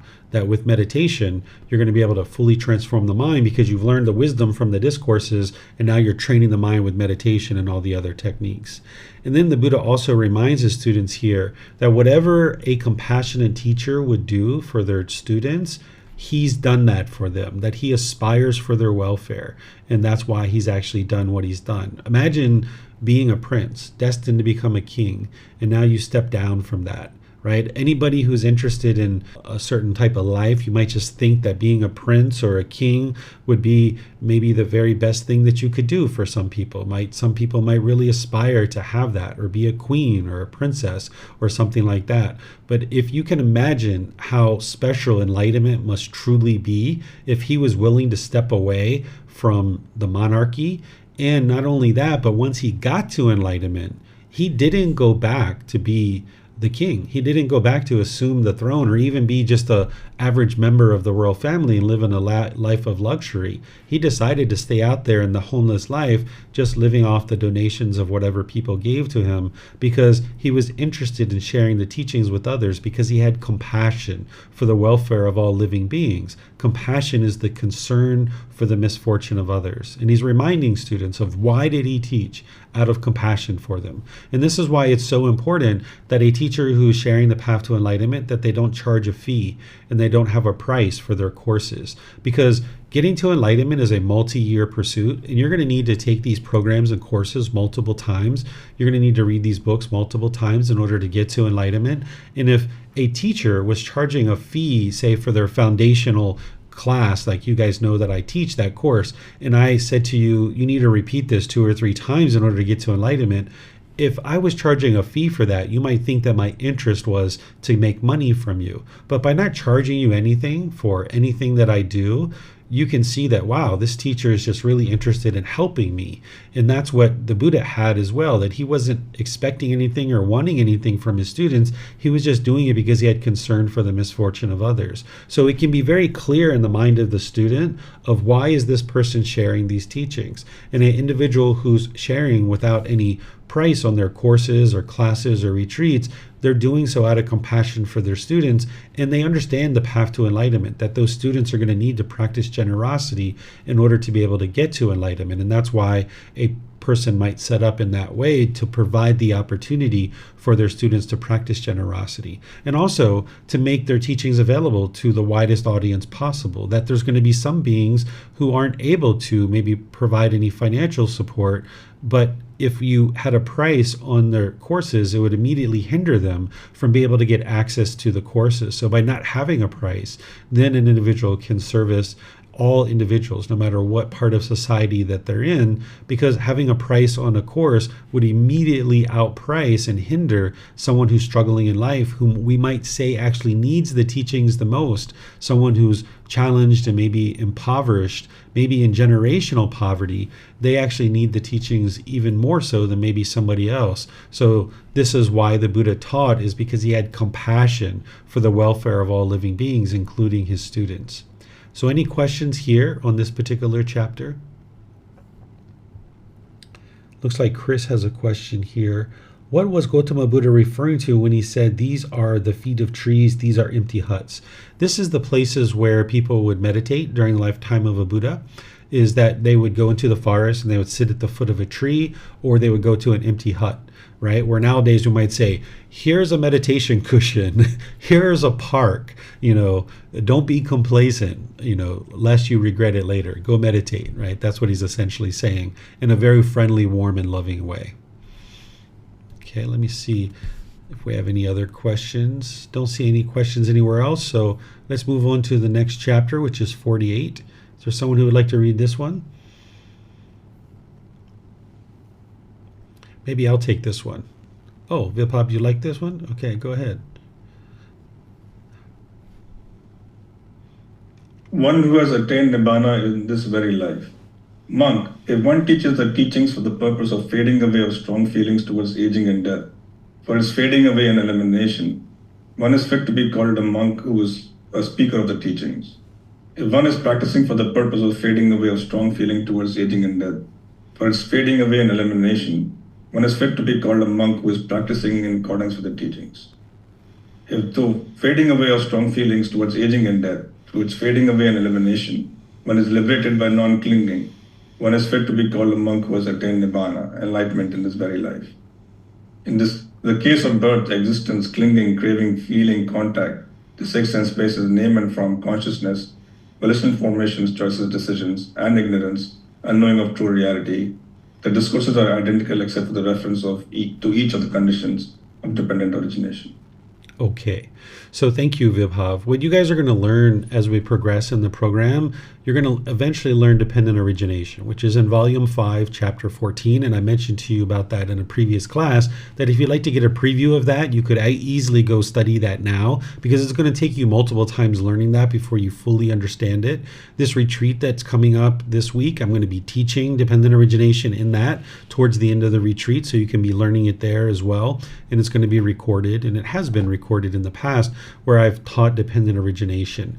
This is what you're actually dismantling. The Four Noble Truths gives you just a window into the unenlightened mind, as well as craving, anger, and ignorance, the three poisons. That also helps you to understand the unenlightened mind, as well as the 10 fetters. That's helping you to understand what the unenlightened mind is experiencing as problems. Dependent origination is showing you the interlinking steps that leads to aging and birth and death and grief and sorrow and despair, and that's what you're ultimately dismantling. So the Buddha here is teaching you about how elimination of clinging is what's actually going to eliminate and dismantle the dependent origination, essentially what's going to lead to your enlightenment and what's going to lead to the ending of the cycle of rebirth. And then there's each individual case of the dependent origination that the Buddha refers to here. So we're going to explore this in a lot of detail once you get to Volume 5, Chapter 14. So here, do you guys have any questions on this particular chapter, the way it's written and the way it's being shared? Okay, I'm not seeing any questions here. So let's move on to 49. Anyone would like to read this one? Okay, Julia. Or Jolie. And it looks like Helen is after that. The three urgent tasks. Monks, there are these three urgent tasks of a farmer. What three? First, the farmer swiftly yet thoroughly plows the field and swiftly yet thoroughly harrows it. Next, he swiftly sows seeds, and then he swiftly irrigates and drains the field. These are the three urgent tasks of a farmer. This farmer has no psychic potency or spiritual might by which he could command, let my crops start growing today. Let them mature tomorrow. Let them bear grain the day after tomorrow.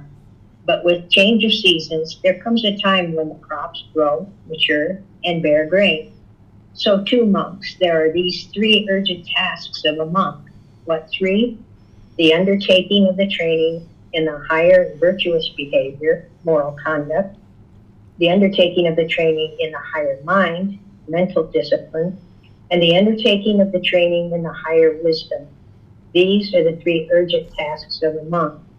This monk has no psychic potency or spiritual might by which he could command, let my mind be liberated from the taints by non-clinging today or tomorrow or the day after tomorrow.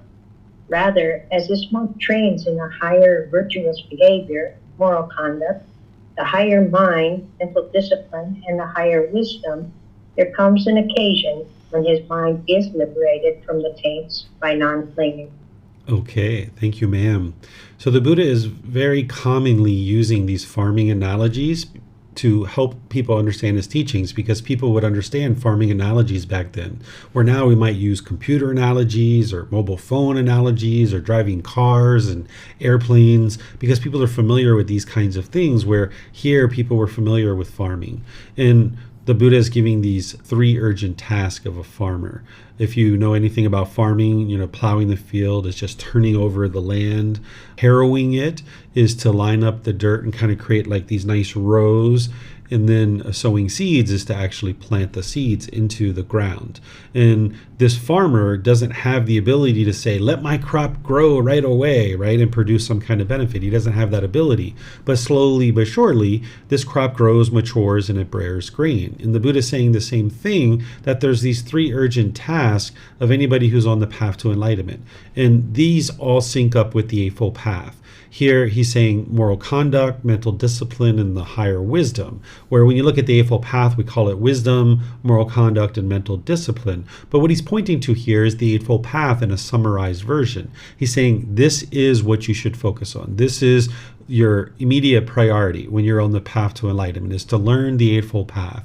Not only does he point to the Four Noble Truths over and over again, but he points to the Eightfold Path because that's a core central teaching.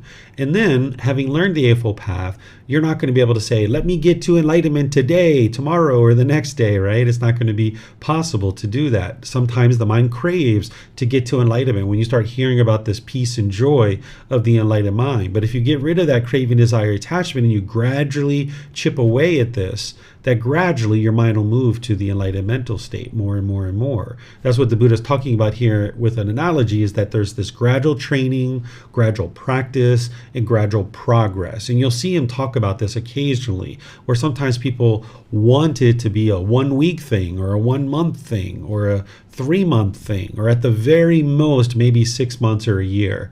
But when you really understand the path to enlightenment, you'll understand that your mind didn't get in this condition in just a few weeks or a few months, and it's not going to be eliminated in just that short amount of time either. That even the Buddha, it took him 6 years to get to enlightenment. So it's going to take you some time.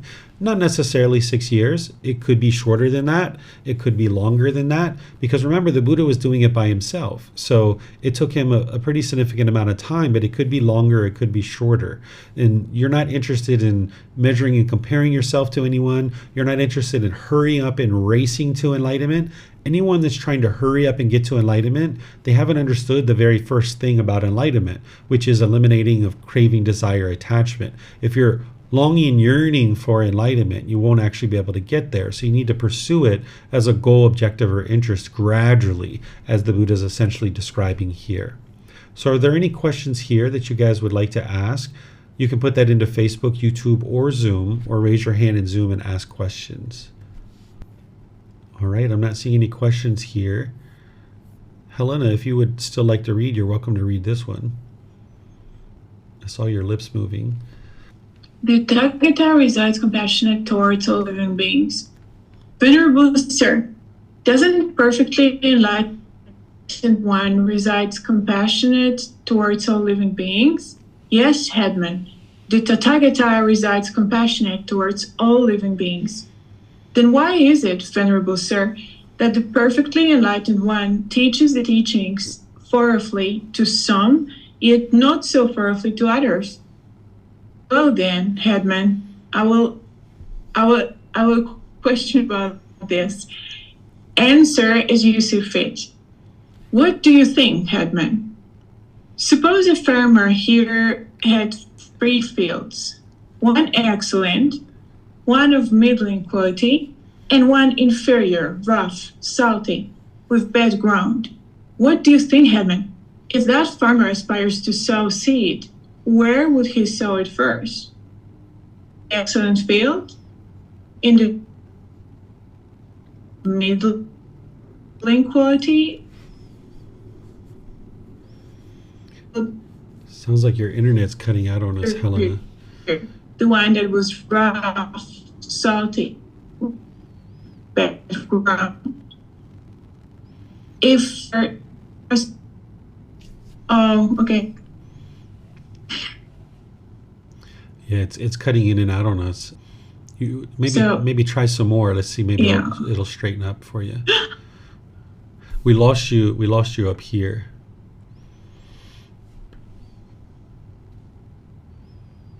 Maybe Chris is offering. Yeah, maybe it's better if someone else read. Okay, it looks like Chris is offering to read. Would you like to read, Chris? Okay, thank you. Yes, I can read. Can you hear me? Yep, sure can. Okay. Thank you, Helena. Where would he sow it first? In the excellent field, in the field of middling quality, or in the field that was inferior, the one that was rough, salty, with bad ground? If, Venerable Sir, that farmer aspires to sow seed, he would sow it in the excellent field. Having sowed seed there, he would next sow seed in the field of middling quality.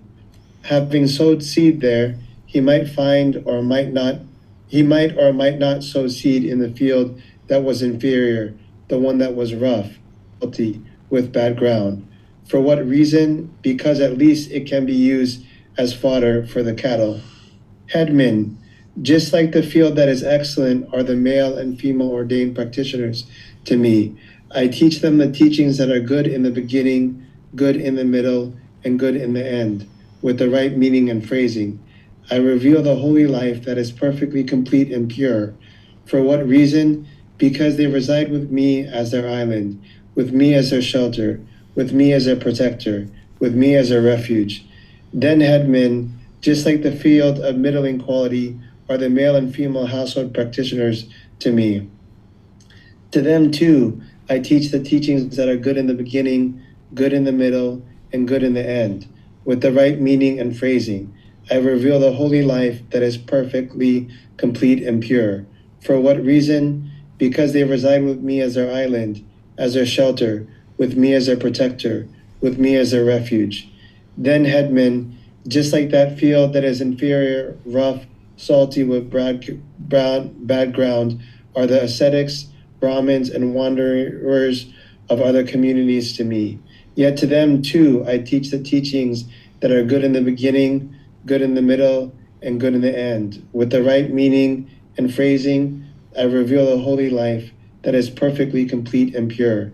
For what reason? Because if they understand even a single sentence, that will lead to their welfare and peacefulness for a long time. Thank you, sir. Thank you, Helena, as well. So here, the Buddha is once again masterfully talking to this individual who's asked him a question. He's saying, do you reside compassionate for the welfare of all living beings? And the Buddha says, yes, I do. He says, then why is it that you teach some people thoroughly, but yet you don't teach others quite so thoroughly? And then here's where the masterfulness comes in with the Buddha, where he says, okay, let me ask you a question, right? Because this person already knows the answer, but he just hasn't related it to the way that the Buddha teaches, because this individual makes the same decisions like the Buddha, but just related to something else. So the Buddha is going to ask him these questions in order to help that person arise wisdom to see that he's doing things very similar to the way that the Buddha does. So this person, is familiar with farming. So he asked him, hey, if you had these three fields, one excellent, one middle, and one inferior quality, which would you plant first? And he says, oh, I would plant seeds in the excellent quality field first, and then the middle quality, and then the inferior quality. That's how I would actually plant this.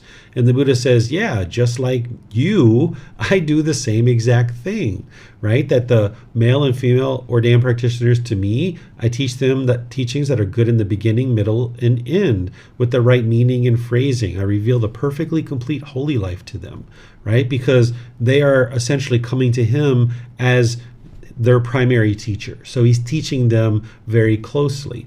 And then he's looking at the household practitioners as being middle quality. But even though he knows that they're not necessarily practicing the teachings as closely as the ordained practitioners during the lifetime of the Buddha, he says, I still teach them the teachings that are good in the beginning, middle, and end. He's saying basically, I don't treat them any differently, but yeah, they do have a different quality in terms of how they're practicing. Nowadays, you don't necessarily see this in all situations, where during the lifetime of the Buddha, ordained practitioners were definitely practicing a lot closer in most situations because they had more time to learn and practice. Where nowadays you can actually run across household practitioners that are actually practicing a lot closer than the ordained practitioners. So during the lifetime of the Buddha considered the household practitioners to be this middle quality because they didn't have the amount of time to be able to dedicate to learning and practicing that an ordained practitioner would have. But he still taught them the same. He still treated them the same. And then that's because they saw him as their primary teacher. So that's why he taught them in that way. But then there were these other individuals, other ascetics and Brahmin and wanderers of other communities who were learning from other teachings. And he says those two, he still teaches them the teachings that are good in the beginning, middle, and end, right? He's still teaching all these people the same. But not because that they're considering him to be their primary teacher, but because if they just even understand a single sentence of what he's teaching, it would lead to their welfare and peacefulness for a long time. Because they're out there learning with other teachers, that they're going to get really confused about what it is that they're learning because they're not learning with the Buddha as a dedicated teacher. But even if they just understand one sentence, this will actually really help them. So even if they understand loving kindness eliminates anger, and that's the only sentence they ever understand, and now they work on developing more and more loving kindness, this can be very good for their welfare and peacefulness for a long time. Even if they understand practicing singleness of mind, doing just one thing at a time will lead to concentration. This would lead to their peacefulness and welfare for a long time. So that's what the Buddha is teaching you here. Any questions on this particular discourse? This is chapter 50. The Tathagata resides compassionate towards all living beings. He treats all beings equally. He doesn't treat one being another way and another being another way, but he does see the true reality that ordained practitioners during his lifetime were practicing closer. And that's just because they had more time, essentially, to be able to learn, where the household practitioners were focused on just sustaining their life and doing household duties to be able to sustain their life. So any questions here? Okay, I'm not seeing any questions. So we have one more chapter for today, which will round out our book. Is there someone who would like to read this? Okay, Julie, go ahead, ma'am. 4 observable benefits for one who learned the teachings by ear. Monks, when one has learned the teachings by ear, recited them verbally, examined them with the mind, and penetrated them well by view, 4 benefits are to be observed. What for? Here, a monk masters the teachings, discourses, mixed prose and verse, expositions, verses, inspired spoken phrases, quotations, birth stories, amazing accounts, and questions and answers. He has learned those teachings by ear, recited them verbally, examined them with the mind, and penetrated them well by view. He passes away, muddled in mind, and is reborn into a certain group of heavenly beings. There, the happy ones recite passages of the teachings to him. The arising of his memory is sluggish, but then that being quickly reaches distinction. This is the first benefit to be observed when one has learned the teachings by ear. recited them verbally, examined them with the mind, and penetrated them well by view. Again, a monk masters the teachings, discourses, mixed prose and verse, expositions, verse with inspired spoken phrases, quotations, verse stories, amazing accounts, and questions and answers. He has practiced those teachings by ear, recited them verbally, examined them with mind, and penetrated them well by view. He passes away muddled in mind and is reborn into a certain group of heavenly beings. There, the happy ones do not recite passages of the teachings to him, but a monk with psychic potency who has attained mastery of mind teaches the teachings to an assembly of heavenly beings. It occurs to him, this is the teachings and discipline in which I formerly lived the spiritual life. The arising of his memory is sluggish, but then that being quickly reaches distinction. Suppose a man were skilled in the sound of a kettle drum. While traveling along a highway, he might hear the sound of a kettle drum and would not be at all confused or uncertain about the sound. Rather, he would conclude, that is the sound of a kettle drum.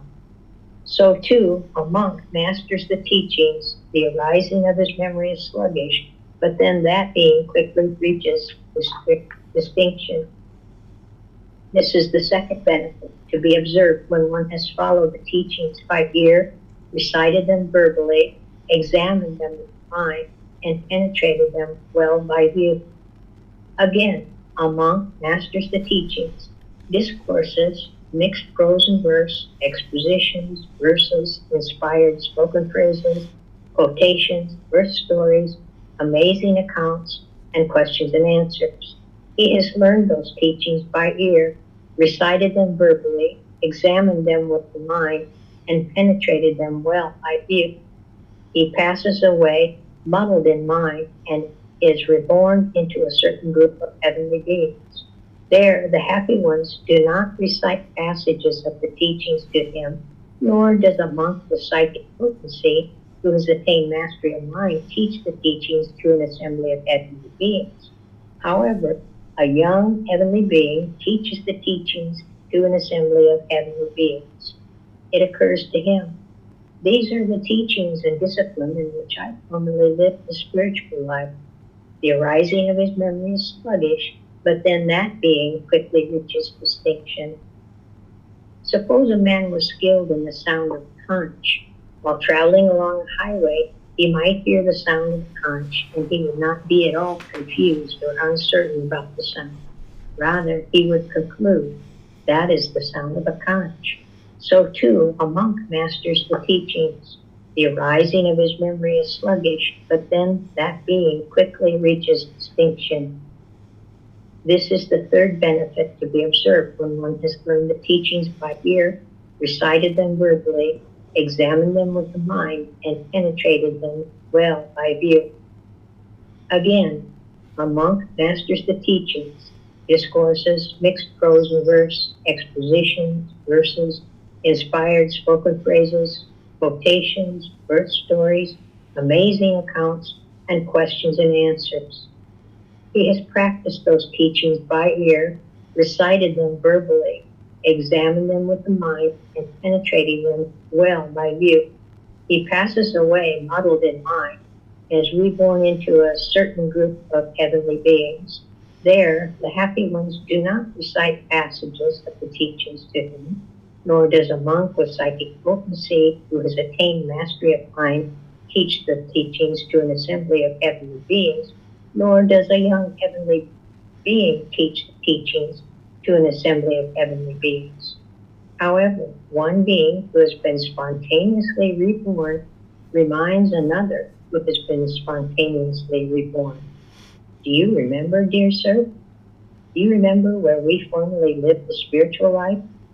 The other says, I remember, dear sir. I remember. The arising of his memory was sluggish, but then that being quickly reaches distinction. Suppose there were two friends who had played together in the mud. By chance, they would meet one another later in life. Then one friend would say to the other, do you remember this friend? Do you remember that friend? And the other would say, I remember, friend, I remember.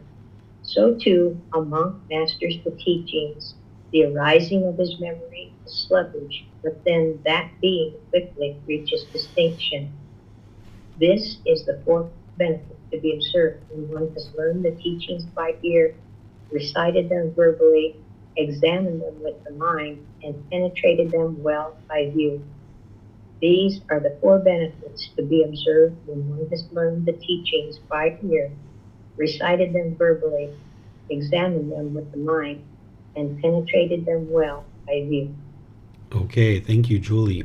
So here, you can summarize this entire discourse to be able to understand that what the Buddha is teaching you is that if you learn the teachings in one life and you don't get to enlightenment and you're reborn into either the heavenly realm or the human realm, you're still going to have memories of those teachings.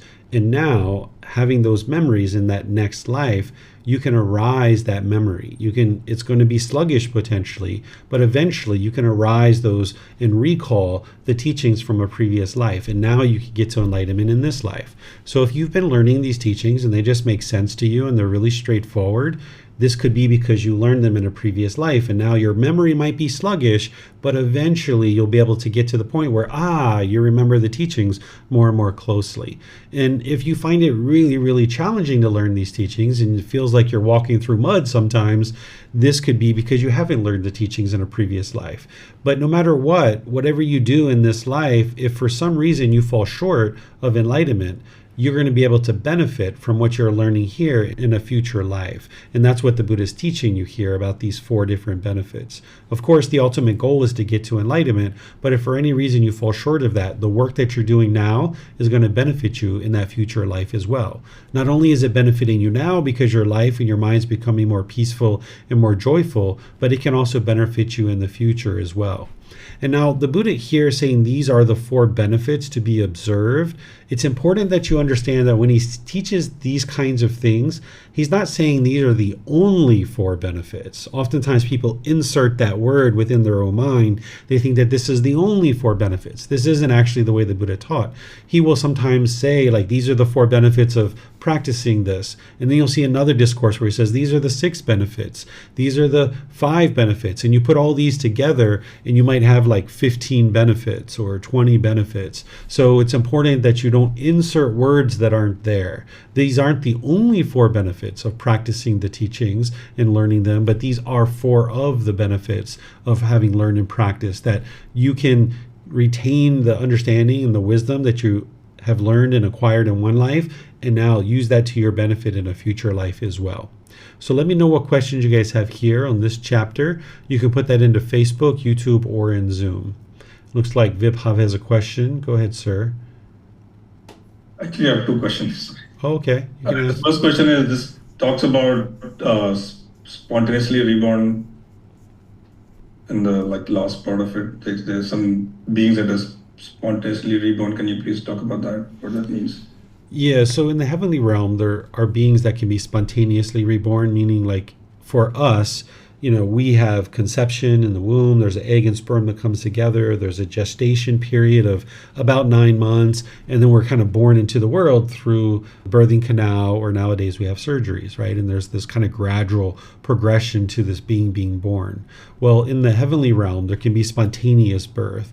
And there might even be that case in the animal realm as well. I'm not that familiar with that aspect of it, but I think in the animal realm there can be those kinds of things as well, where there isn't this gradual development of a being and then it gradually comes into the world like a human being, which is what you're most familiar with, but instead it's just instantaneous that this occurs.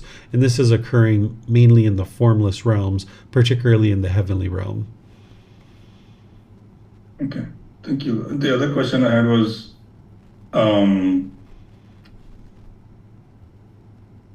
and Buddha talks about learning the teachings by ear and reciting them verbally. And you said basically in that time we had to do it by chanting.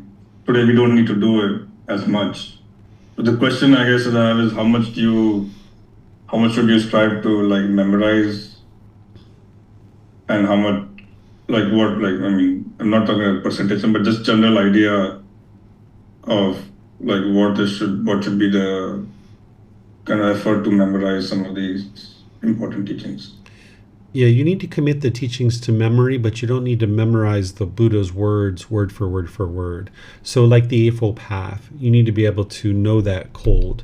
Like when somebody would say maybe right intention, you need to know the intention of renunciation, non-ill will, and harmlessness. When we talk about right speech, you need to know, refrain from lying, slander, harsh speech, frivolous speech, and then the 5 factors of well-spoken speech, speaking at the proper time, what you say is true, gentle, beneficial, with a mind of loving kindness. You would like to go on and on like that throughout the entire Eightfold Path and be able to know every single aspect of each individual factor. That's what you would like to work on first, is getting a really deep understanding of the Eightfold Path and committing that to your memory. Not, like I said, not necessarily word for word, but understanding each aspect of those, the main points. And then from there, you are going to need to know things like the 7 factors of enlightenment, and you're going to need to know the 5 precepts and things like this. How much of that you commit to memory is going to be unique to each individual teaching. The core central teachings that I share, that are obviously the Buddha's, like the 3 universal truths, the 4 noble truths, the Eightfold Path, the 5 precepts, the 7 factors of enlightenment, the Brahma Viharas, the 10 fetters, and extensive meditation training. That's the stuff that you're going to really need to commit to your memory. Again, not word for word, but you're going to need to know the understanding of it and how to apply it, so that when you see certain symptoms, you can then apply the antidote. It's like building a tool belt. The more that you understand the teachings and you've got them committed to memory, as soon as you see anger arise in the mind, you know to cut it off and let it go. Bring in your loving kindness. That's going to quash the anger. Or you see your mind is muddled, you're going to know, apply right effort, cut that off, let it go, and arise this concentration. You see your mind shaken up with some pleasant feelings, cut it off with right effort, bring in some equanimity and tranquility and things like this. You're going to need to know these kinds of things. And the more that you study the teachings, you can commit this to memory. And it's like filling out your tool belt, so that whenever you see a particular problem in your own mind, you can then apply the antidote or solution in that particular situation. Thank you. You're welcome. I have a couple questions coming in here on Zoom. Helena's asking, so it seems like people who study the teachings probably won't be rebirthed in the lower realms. It all depends how much someone has studied and how committed they are to transforming their mind. How much are they practicing? Just studying the teachings is great because that's the intellectual learning, but the real transformation to the mind is occurring during the practice of the teachings. So if somebody's practicing the teachings, this is where the real transformation is occurring, and now that's the causes and conditions that leads to rebirth. So during the lifetime of the Buddha, there were various people who were ordained with him that weren't actually practicing the teachings really well. They were intellectually starting to learn them and understand them, but they weren't practicing. In fact, I think it was his cousin or brother-in-law or somebody like this was like his arch nemesis, right? Like the Buddha loved all beings, but this individual was jealous of the Buddha because he had so many students and they all loved him so dearly that this individual was trying to kill the Buddha on different occasions so he could take over the community. This individual was wearing an orange robe and shaved his head, and he was logically a student of the Buddha, but he wasn't practicing the teachings. So it's not about how much you've learned necessarily, it's about what your practice looks like. So that's why it's so important to integrate the teachings into your life. And as you're training your mind, yes, you get to a point where it's very rare for an individual who's transformed their mind to a certain degree to be born into the lower realms. When you get to the first stage of enlightenment, you absolutely won't be reborn into the lower realms. Even if you're in like the jhanas or leading up to the jhanas, there's still the ability for you to come back into the human realm or be reborn in the heavenly realm. But, in those other places where you haven't quite gotten to the jhanas, or you're not in the jhanas or the first stage of enlightenment, you can easily be reborn into the lower realms, even if you were learning the teachings. Chris is asking, I tend to think that memorizing the referenced teachings of Gotama Buddha's teachings in your book, word for word, will help me, and that possibly memorizing your books will help me too.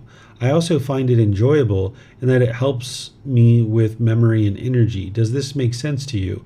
Or could it be something like conceit creeping in? No, memorizing the teachings as the Buddha shared here can be helpful, but that's not something that everybody has to do. What you need to commit to your memory is the understanding of the teachings and how to apply them in any specific situation. Because when you're in that conversation with your mother or your brother or your father, and you notice the frustration arising and you're getting ready to say something, you're not going to be able to say, hold on, Mom, let me look at the 5 factors of well-spoken speech before I talk.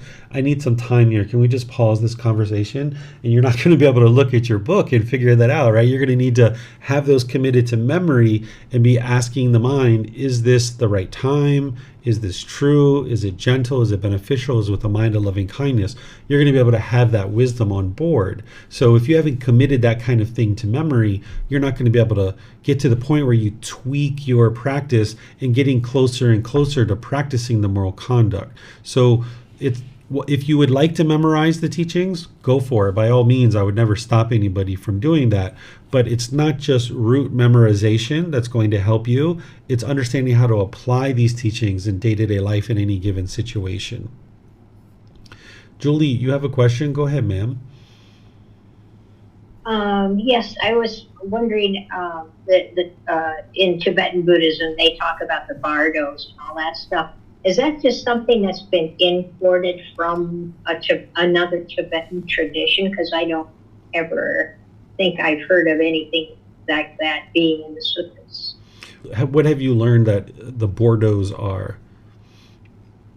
Well, it kind of sounds, if I were to compare it to the Christian tradition, the Catholic idea of kind of being in purgatory or some kind of transitional stage where you're not really here and you're not there. Okay, I have seen a minor reference from the Buddha to something like that, but he didn't call it the bardos or anything like that. You'll see that when we get to the cycle of rebirth, the Realms of Existence book, volume 11, you'll see where he talks about this, but it's very minimal that he talks about it. It's that in-between period from death until rebirth that he doesn't really teach much about, or at least I haven't seen the teachings about that, because understanding that isn't really going to lead to the elimination of discontentedness in this life. So I suspect that's why he hasn't really taught much about it, or if it's out there and I just haven't seen it, I never really had to learn much about that in order to get to where I am today. Yeah, there's a whole book that the Tibetan Book of the Dead, that's this whole book of teachings on that, and that's where I would just wonder at what point that kind of got in their tradition, because it doesn't seem to come from the Pali Canon. Yeah, I can share that most of what I've seen in the Tibetan tradition is not what the Buddha actually taught, but any one particular thing of how it got there or when it got there, I wouldn't know those things. Okay. Mm-hmm. All right, so what I'm going to do is just wish all of you well. Thank you all for joining for today's class. It's been nice to share the teachings of the Buddha with all of you guys. Thank you for being dedicated to learn and grow and develop. It's really nice to come together with the same group of people, or at least a similar group of people each individual week, because now you guys can really learn together, almost like a cohort in college or university where you kind of work your way through. And of course, you're going to miss classes here and there, and that's what the recordings are for, but it's really nice to see you guys as a group to kind of go through and learning these teachings. So that's really wonderful to see. Next week, we're going to be starting volume 3, chapters 1 through 10. So if you'd like to download that or get that book, you're more than welcome to do that, and you'll be able to read it, because as I've mentioned to you, there's much more content in the books than what I could ever put into these classes. Tomorrow in the group learning program, I'm going to be in volume 1, chapter 18, which is all about God's creative actions. You have free will. So if you've learned about this being of God and you have a turbulent relationship with this being, I can help you to free that up a bit. Or if you're just not interested in having a relationship with this being at all and you'd still like to get to enlightenment, I can teach you how to do that as well. So if the ability for you to get to enlightenment isn't based on God. God's not the one making those decisions, it's you. So you can get to enlightenment without a relationship with God, but some people are interested in having a relationship with God, but they've been taught to fear God or pray to God, or that God's punishing you or rewarding you or controlling you or things like that. So I'm going to help you understand all of this as it relates to the path to enlightenment, because the Buddha did teach about God. This is one of the big misunderstandings in the world, is that people think the Buddha didn't teach about God, but he absolutely absolutely did. So I'm going to help you guys understand what he taught, and I'm going to help you to understand either how to have a relationship, a healthy relationship with this being, or to not have any relationship with this being and still get to enlightenment. So that's going to be tomorrow in the morning and then in the evening. In the middle of the day at 3 p.m. Thai time, I'm going to be starting our retreat, which is titled Purification of the Mind to Attain Enlightenment. This is where over the next essentially 5.5 days, I'm going to be spending a lot of time teaching about the 10 fetters and some other teachings that you would need to be able to get to enlightenment. This takes you from all the other foundational courses and programs like the Foundation and the Path to Enlightenment, the Harmony of Relationships, Experiencing the Jhanas and the 4 Stages of Enlightenment, the Group Learning Program, the Pali Canon and English Study Group, even the retreat in January that I teach, which is Developing a Life Practice to Attain the First Stage of Enlightenment. This retreat in August is taking you beyond all of that stuff and into where you can move from the first stage of enlightenment into enlightenment itself. Of course, you're not going to be enlightened by the end of the retreat, but you're going to be gaining the exposure to the things that you need to move from that first stage of enlightenment to enlightenment itself. So I'm going to be doing that this week, and of course it's going to be recorded on YouTube and Facebook, so if you can't attend live, you'll be able to digest it that way if you like. And thank you all for joining for the class. Thank you for reading. Thank you for your questions. Perhaps I'll see you guys in a future class. Have a very lovely and wonderful rest of your day. Take care. Sawadee krap. Thank you for listening to this podcast. To provide support for this podcast, visit patreon.com/support Buddha. To access more teachings, visit buddhadailywisdom.com. There, you will discover a full range of courses, retreats, and online resources to assist you on the path to enlightenment. Remember to establish a daily, consistent meditation practice, along with learning and practicing these teachings.